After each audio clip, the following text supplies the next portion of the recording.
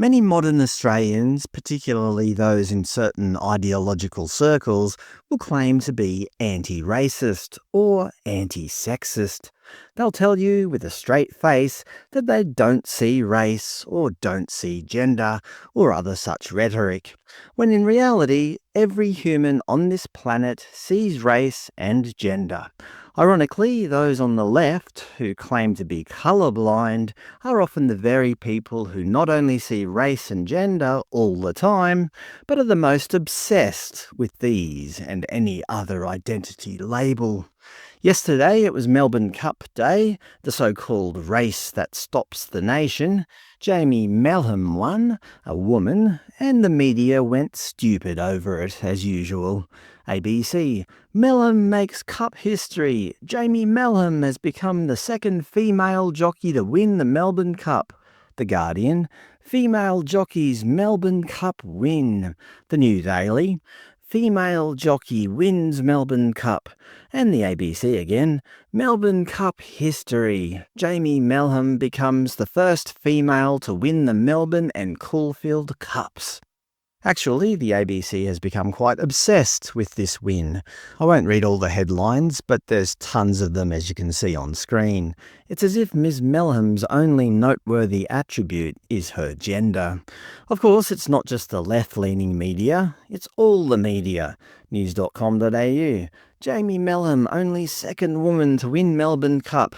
Fox Sports: Cup history made. Female jockeys stunning double. 9 News: she made history. And again from news.com.au: female jockeys insane Melbourne Cup workout. Okay, that's not about Ms. Melham, but it shows how obsessed the Australian media is about identity. They're acting as if it's 18th century England and women are only allowed to ride side saddle. Yesterday afternoon, when I was driving home and listening to the radio, it was an inescapable loop.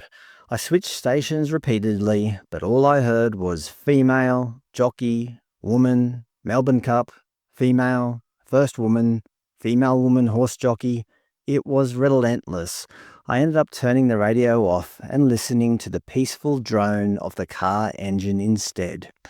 And when will this stop, by the way? Jamie Melham was only the second woman to win the Melbourne Cup. What number is enough? In the year 2270, will the headline be, Piper Kennedy has done it. She's now the 235th female to win the Melbourne Cup. To be fair, by 2270, all the riders will probably be female. For equality and all. What's next, do you think? I'll take a guess. The first transgender Melbourne Cup winner, the first double amputee, the first hijab-wearing Muslim. This will go on and on until I literally vomit. Obviously, none of this is too surprising. Australia is obsessed with first female achievements.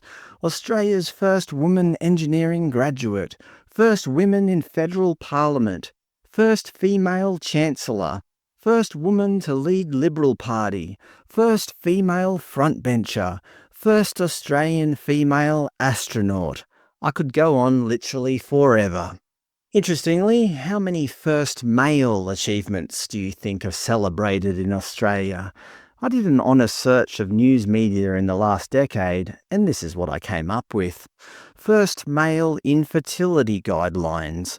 AFL's first openly bisexual player, first openly gay hockey player, and first male Australian cricketer of Indian origin.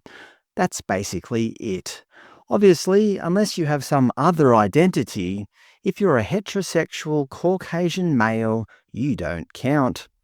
As we can now understand, the very people who are ostensibly against racism, sexism, and all other forms of prejudice are the very same people who constantly and obsessively highlight people's race, gender, and sexuality at every given opportunity.